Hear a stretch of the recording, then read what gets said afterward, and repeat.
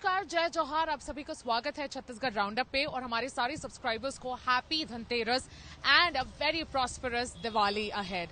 और आज का हमारा जो राउंडअप है वो बहुत ही एक ऐसे विषय पर बेस्ड है जिसपे सियासत होना बनता नहीं था, लेकिन इस पे भी सियासत हो गई है क्योंकि चुनावी माहौल है। अभी एक पत्ता भी इधर से उधर होता है तो उस पे सियासत गर्मा जाती है।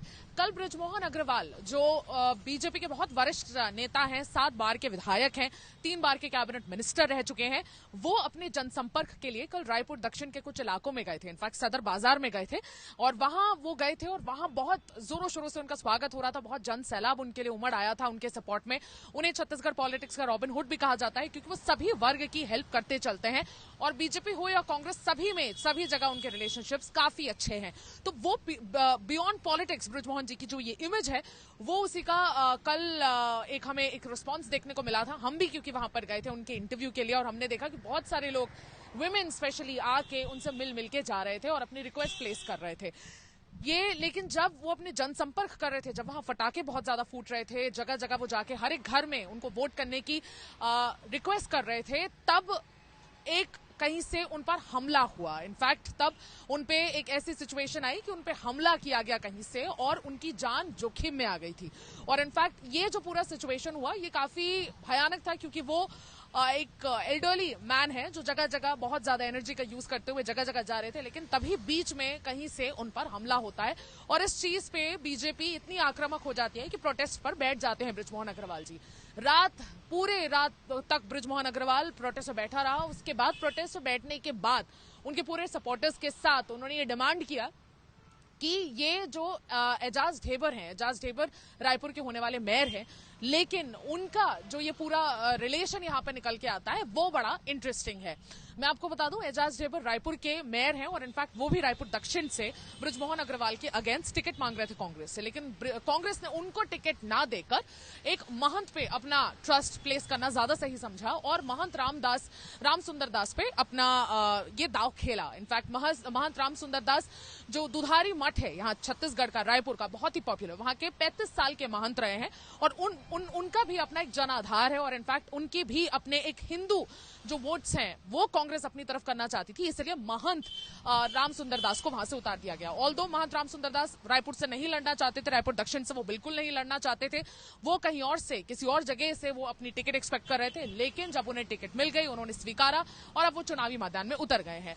अब आपको एक इमेज दिखा रहे हैं हम, ये इमेज जो आप देख रहे हैं ये महंत रामसुंदर दास उसमें नजर आ रहे हैं और वो जो बाकी इर्द गिर्द उनके घेरे जो लोगों ने उन्हें घेर रखा है वो है एजाज ढेबर रायपुर मेयर, उनके बड़े भाई और उनकी फैमिली के लोग। वो रोज रात बैठकर उनके साथ ये मीटिंग करते हैं। तो बिल्कुल उसी चीज को लेकर बृजमोहन अग्रवाल ने अब काफी निशाना साधते हुए कहा कि ये जो अटैक बृजमोहन अग्रवाल पे हुआ है वो किसी और ने नहीं बल्कि एजाज ढेबर और उनकी फैमिली ने करवाया है। ये एक आरोप बृजमोहन अग्रवाल ने एजाज ढेबर और उनकी फैमिली पे लगाया है। इसका कोई इनफैक्ट अभी तक आधार, कोई एविडेंस उनके पास नहीं है, लेकिन वो एफआईआर डिमांड कर रहे हैं। वो चाह रहे हैं कि एजाज ढेबर और उनकी फैमिली की अगेंस्ट एफआईआर हो क्योंकि वो उनके जान के पीछे पड़े हुए हैं, स्पेशली तब जब वो जनसंपर्क के लिए जाते हैं। Lowest of the low time होता है जब जनसंपर्क के लिए इधर से उधर जाते हैं, तो इस वक्त उन पे अटैक किया गया, इसीलिए वो कल धरना पे भी बैठे रहे।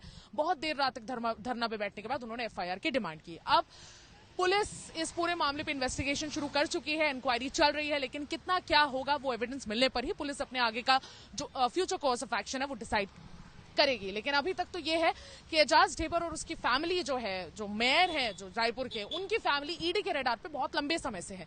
इनफैक्ट उनके बड़े भाई Anwar Dhebar behind the bars भी रह चुके हैं। उनके कई सारे इनफैक्ट लिकर स्कैम में उनका बहुत बड़ा नाम आया है और उसी के चलते ईडी ने उन्हें काफी ग्रिल भी किया था, एविडेंसेस भी मिले थे और अभी वो बेल पे फिलहाल बाहर हैं।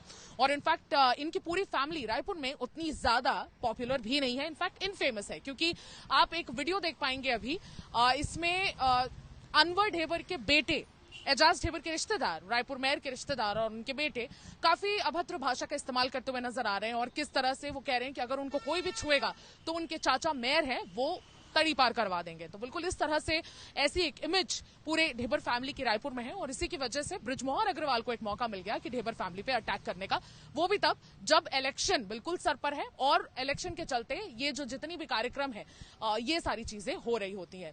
अब बृजमोहन अग्रवाल ने तो अपना निशाना साध दिया, कहा कि कांग्रेस ने कर दिया है। अब ये सुनिए कि किस तरह से कांग्रेस ने कांग्रेस के और छत्तीसगढ़ के मुख्यमंत्री भूपेश बघेल ने कहा कि ये प्रायोजित है।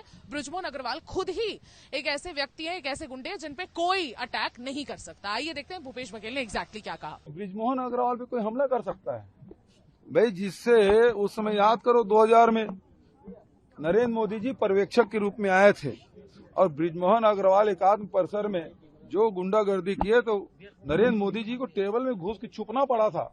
उसे बृजमोहन अग्रवाल को कौन गुंडागर्दी करेगा उसके साथ? रायपुर में भी सांप्रदायिकता फैलाई। अरे चाहो कहाँ की बात करने लगे। बृजमोहन अग्रवाल से सब डरते हैं भैया। नरेंद्र मोदी जी टेबल के अंदर छुपे थे, याद है? उसको कौन उसके साथ हमला करेगा?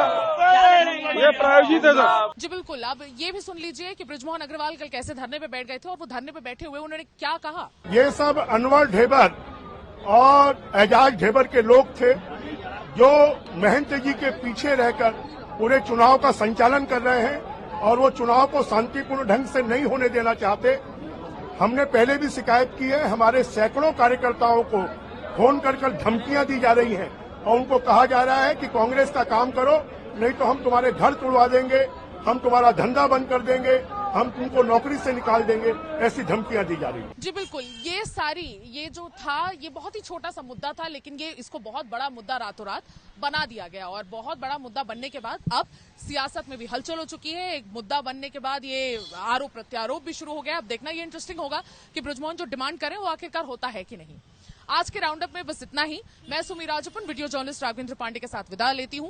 छत्तीसगढ़ के सबसे बड़े डिजिटल प्लेटफॉर्म छत्तीसगढ़ तक को लगातार सब्सक्राइब करिए, अपनी फीडबैक कमेंट सेक्शन में छोड़िए और छत्तीसगढ़ राउंडअप पे प्यार देते रहिए। नमस्कार, जय जौहार।